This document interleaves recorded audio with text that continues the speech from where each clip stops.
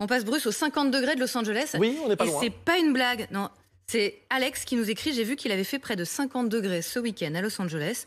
Comment est-ce possible ? L'homme peut-il survivre avec de telles températures ? Nous a rejoint en plateau Cédric Ringenbach, président de la Fresque du Climat. On n'est pas loin d'un record, 50 degrés là.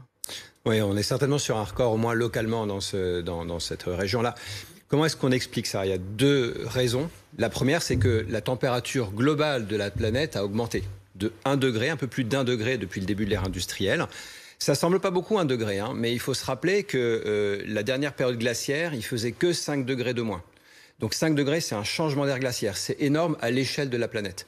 Et donc 1 degré en moyenne sur la Terre, ça a des impacts vraiment significatifs. Ça, c'est la première raison. La deuxième raison, c'est que c'est pas juste une question de la moyenne qui augmente. C'est également la dispersion, c'est-à-dire les écarts à la moyenne qui augmentent. C'est-à-dire que de temps en temps, il fera plus froid. On a vu des périodes très froides sur Terre. Et à d'autres moments, il fera beaucoup plus chaud. Donc l'écart entre les maximums et les minimums vont augmenter. Et donc, c'est tout à fait ce qui était attendu d'avoir des températures comme ça. Et c'est surtout ce qui est attendu à l'avenir et qui va s'amplifier.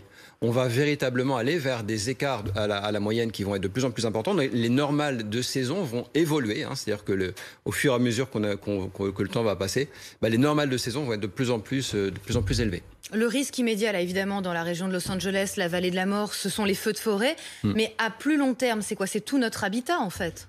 Il y a plein de conséquences, en fait. Donc déjà, les feux de forêt, en effet, ça vient assez rapidement dans des régions qui, en plus, sont sèches.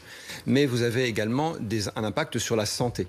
On a du mal à supporter des hautes températures, surtout si en même temps il fait froid. Enfin, pardon, si en même temps il fait humide. Voilà. Donc l'humidité plus la température, ça fait que le système de régulation du corps ne peut plus fonctionner. Comment on fait pour baisser la température de notre corps ?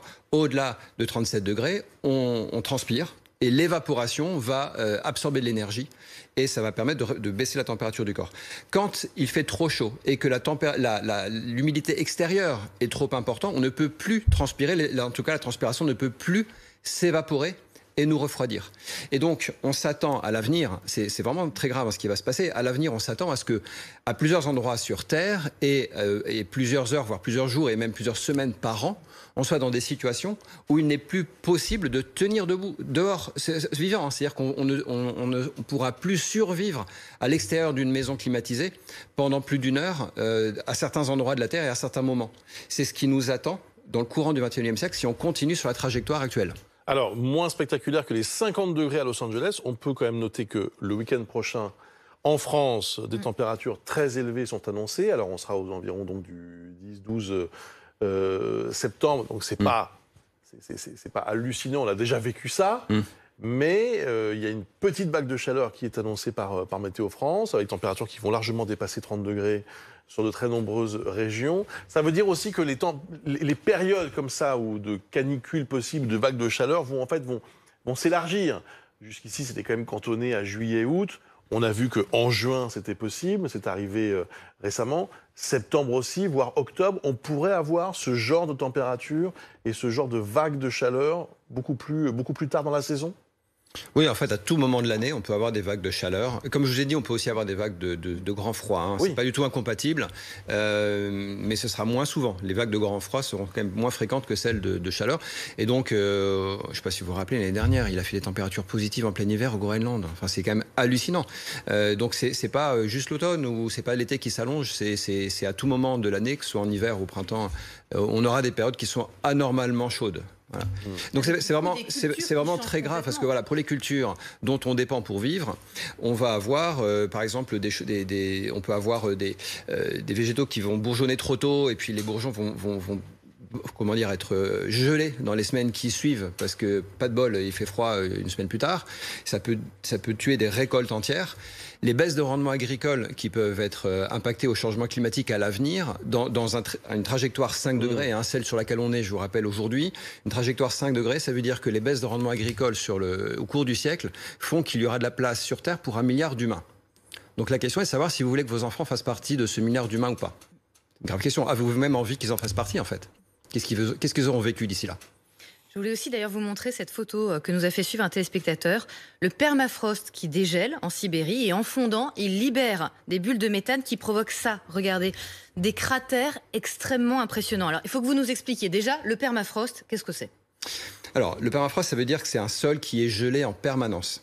Ce sol, il contient de la matière organique. Donc c'est un sol qui était vivant, surtout autrefois, parce que maintenant il est gelé, donc il n'est plus tellement vivant, mais autrefois c'était un sol vivant avec des organismes à l'intérieur, de la matière organique, végétale, animale, tout ce que vous voulez. Et puis à un moment donné, il s'est figé, la température a baissé, et il est resté gelé, et toute la vie dans ce permafrost peut reprendre. Les bactéries sont capables de reprendre leur activité une fois dégelées, et de se mettre à dégrader, continuer de dégrader la matière organique comme elle le faisait à l'époque où elles étaient vivantes. Et ça produit du gaz. Ça fait du CO2, ça fait du méthane, et donc c'est du gaz qui prend de la place. Les trous, vous voyez, c'est parce que le gaz est redevenu gazeux, et du coup ça prend de la place, ça fait une grosse poche, et puis ça s'explose pas, ça fait pas du feu, hein, mais c'est juste, ça fait une grosse poche, et puis ça retombe, voilà.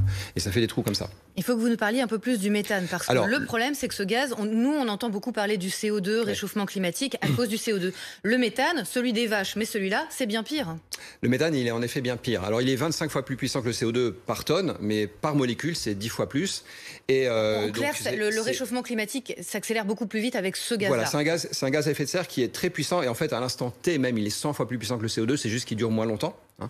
Et donc, c'est la rumination des vaches, c'est la dégradation de matière organique dans les décharges, c'est les rizières, c'est beaucoup de choses. Donc, c'est une bonne partie de nos émissions, pas dire de bêtises, mais entre 15 et 20% de nos émissions en équivalent CO2 qui viennent du méthane. C'est un gaz hyper puissant, et avec des choses comme le permafrost qui peut dégager du CO2 et du méthane, plus des hydrates de méthane qui sont au fond de l'océan, on a un risque que le climat s'emballe. Et c'est ça qui fait peur en fait aux scientifiques, c'est qu'au-delà de 2 degrés, ces phénomènes d'emballement du climat, ils peuvent commencer à arriver. Alors on a des idées très très peu précises pour l'instant sur à quelle vitesse, dans quelle ampleur, à partir de quelle température. C'est ça le problème aussi. Il n'empêche que dans le doute, il faut vraiment éviter que ces bombes climatiques se déclenchent. Donc le méthane en fait partie. Et si ça commence à se réchauffer, le méthane va se dégazer rapidement. Ensuite, il va réchauffer le climat, ce qui va faire encore plus fondre du méthane, et ainsi de suite. Et donc là, on peut perdre le contrôle sur le climat. On n'a déjà pas encore trop le contrôle aujourd'hui. Hein, on est quand même assez mal parti. Mais rappelez-nous là, les chiffres. On estime que d'ici 2100 à peu près, il fera combien ? On aura gagné combien de degrés ? Alors d'ici 2100, c'est complètement ouvert. La plage, elle est entre 2 degrés si on fait tout ce qu'il faut, et 5 degrés si on fait rien. 5 degrés, pardon, c'est sans les effets d'emballement du méthane. Hein.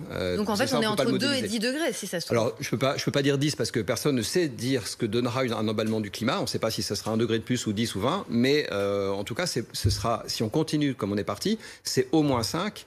Et c'est probablement plus à cause des bombes climatiques. Voilà.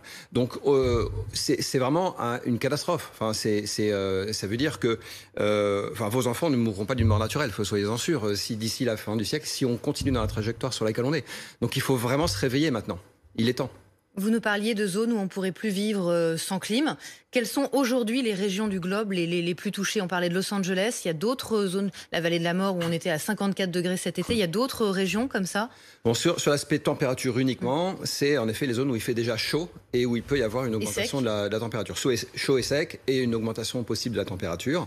Donc là, en effet, on va avoir un impact important. Mais les conséquences du changement climatique, c'est pas que la température, c'est également la montée des eaux, c'est également le cycle de l'eau. Des îles qui sont dans un endroit où il n'y a pas de marée, qui sont au ras de l'eau, elles vont disparaître. On a déjà commencé à faire migrer des gens depuis ces endroits-là. On a également une perturbation du cycle de l'eau. Donc les endroits où il fait déjà humide, il fera plus humide. Les endroits où il fait déjà très sec, il fera encore plus sec. Donc il y a des zones vraiment qui vont devenir invivables. Donc les gens vont soit mourir, et soit ils vont pas mourir, ils vont réussir à se déplacer. Ils vont venir, par exemple, chez nous, où c'est encore vivable. Mais pas par dizaines de milliers, comme on l'a vu jusqu'ici, pour des réfugiés de guerre, mais par centaines de milliers, par millions. Et ce sera assez compliqué de leur expliquer qu'il faut qu'ils restent chez eux, dans la mesure où ce changement climatique, il est quand même dû aux pays industrialisés depuis les 30 Glorieuses, parce qu'il y a un décalage entre les émissions et les conséquences. Ce sera très compliqué de fermer nos frontières à ces gens qui auront été mis sur les routes à cause des conséquences du changement climatique. Donc aujourd'hui, qu'est-ce qu'on fait maintenant que vous avez affolé, tétanisé tout le monde ? Qu'est-ce qu'on fait ? Je pense qu'il y a une première chose à faire, c'est de se renseigner sur le sujet. Parce que moi, personnellement, je suis président d'une association qui s'appelle la fresque du climat et qui fait de la sensibilisation sur le changement climatique. On donne des formations et on constate tous les jours que le niveau de connaissance dans le grand public, il est finalement assez faible. Il faut commencer par se former, par expliquer aux enfants, dans les entreprises, aux citoyens, qu'est-ce que c'est que ce danger climatique. Et ensuite, commencer ensemble, parce que moi, je n'ai pas les solutions tout seul, ensemble, réfléchir aux solutions pour baisser notre empreinte carbone. Rapidement, il faut passer d'un monde dans lequel elles augmentent à un monde dans lequel elles vont baisser de 5% par an tous les ans. 5%, c'est l'effet du Covid.